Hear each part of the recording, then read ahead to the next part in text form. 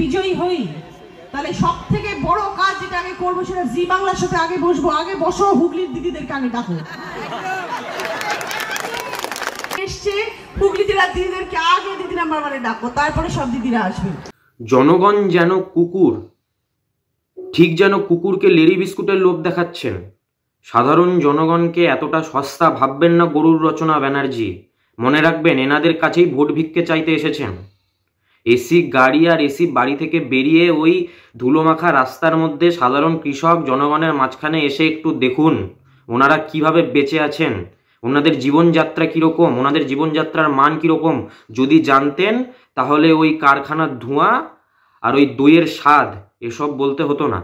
আমি যখন এলাম তখন তো দেখলাম অনেক কারখানা হয়েছে, চিমনি থেকে শুধু ধোঁয়াই ধোঁয়া, অন্ধকার রাস্তাঘাট শুধু ধোঁয়া বেরোচ্ছে। এত কারখানা হয়েছে, তাহলে কি করে বলছেন যে কারখানা হয়নি? কারখানা তো হচ্ছে, আরো হবে। দিদি যদি থাকেন আরো অনেক হবে। টক দইটা তো অসাধারণ বাবা, আমাদের বাড়িতে তো এরকম টক দই হয়ই না কলকাতাতে। এত ঘাস এবং গাছপালায় ভর্তি, আর সেগুলো গরু খাচ্ছে। গরু তো শাক পাতা খেয়েই বড় হয়, এবং সেগুলো খেয়ে হৃষ্টপুষ্ট হচ্ছে, আর তারপর তার যে দুধটা বেরোচ্ছে সেটা এত ভালো যে দইটা এত ভালো। এরা নাকি হবে ভারতের পরিচালন ব্যবস্থার অঙ্গ। মেম্বার অব দ্য পার্লামেন্ট হওয়া অত সহজ নয় গরুর রচনা ব্যানার্জি। চটি চাটতে চাটতে চটিটাকে পাতলা করে দিয়ে তো টিকিটটা পেয়েছেন, তার মানে এই না ওই চটিটা চাটতে চাটতে আপনি জিতেও যাবেন। মেম্বার অব দি পার্লামেন্ট হওয়া দিদি নাম্বার 1-এর একটি এপিসোড করে দেওয়ার মতো নয় গরুর রচনা ব্যানার্জি। এটি জি বাংলার মঞ্চ নয়, এটি আসল ময়দান, এটি আসল পশ্চিমবঙ্গের মঞ্চ। এখানে জনগণের ভালোবাসা যদি পান তাহলেই আপনি যেতে পারবেন। দুদিনে আপনি জনপ্রতিনিধি হয়ে যাবেন। চটি চাটছেন বলে এত সহজ ভাববেন না সবকিছুকে। ওই হাওয়াই চুটি আপনাকে সব পাইয়ে দেবে না। জনগণকে এত সস্তা ভাববেন না আপনি। কি জানেন পশ্চিমবঙ্গের শিল্প নিয়ে? 34 বছর ধরে পশ্চিমবঙ্গে শিল্প আসতে দেয়নি বাম সরকার। তারপরে যখন শেষ পর্যন্ত শিল্প আসতে চলল পশ্চিমবঙ্গে, যখন টাটা শিল্প নিয়ে পশ্চিমবঙ্গে আসলো, সেই শেষ হাসিটুকু এই মমতা ব্যানার্জি, যার চটিটা আপনি চেটে আসছেন, তিনি সেই শেষ হাসিটুকুও পশ্চিমবঙ্গকে হাসতে দেননি। সেই টাটার শিল্প পশ্চিমবঙ্গে আসতে পারেনি। তারপর কি হয়েছিল?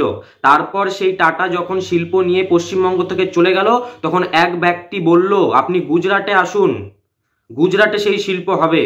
তখন টাটা গুজরাটে চলে গেল। এখন গুজরাটের শিল্প, গুজরাটের অর্থনীতি প্রথম সারিতে আসে। আর যেই ব্যক্তি নিয়ে গিয়েছিলেন তৎকালীন গুজরাটের মুখ্যমন্ত্রী, বর্তমান ভারতবর্ষের যশস্বী প্রধানমন্ত্রী নরেন্দ্র দামোদর দাস মোদী। এটি মনে রাখবেন, এই প্রাইমারি নলেজটুকু রাখবেন। সবকিছু খেলামেলা মৎসব নয়, সবকিছু রঙ্গমঞ্চ নয়। এসি গাড়ি আর এসি বাড়ির হাওয়া থেকে একটু বেরিয়ে এসে সাধারণ গ্রাম বাংলার মধ্যে ঘুরে দেখুন, একটু ওই ধুলোমাখা রাস্তায় হেঁটে দেখুন, ওই কৃষকরা যেই মাটিতে ধান আবাদ করছে, চাষবাস করছে, সেই জমিগুলোতে ঘুরে দেখুন, তাহলে বুঝতে পারবেন আসল পরিস্থিতি কি রয়েছে। সবকিছু এত সহজ নয়। শিক্ষা নেই, শিল্প নেই, নারীর সুরক্ষা নেই, আর এনারা খেলামেলা মোৎসব রঙ্গমঞ্চ করতে ব্যস্ত। আপনি তো কথাটুকু ঠিক মতো বলতে পারেন না, কানে কানে আরেকজন এসে আপনাকে বলে দিয়ে যায়, আপনি এটা রিপিট করে নেত্রী হবেন। ফাজলামো হচ্ছে।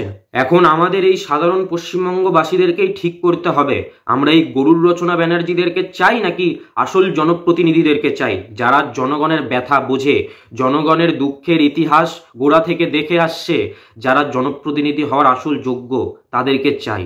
এটি আমাদেরকেই ঠিক করতে হবে। এই ভিডিওটি দেখুন সৌজন্যে হিপো খাঁ মণ্ডল।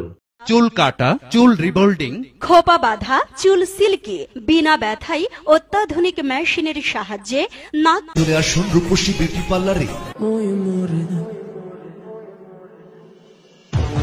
এনারা সরকার চালাবেন নাকি সার্কাস চালাবেন, আপনাদের কি মনে হয়? অনেক অনেক ধন্যবাদ। বন্দে মাতরম। ভিডিওটি প্রচুর পরিমাণে শেয়ার করবেন।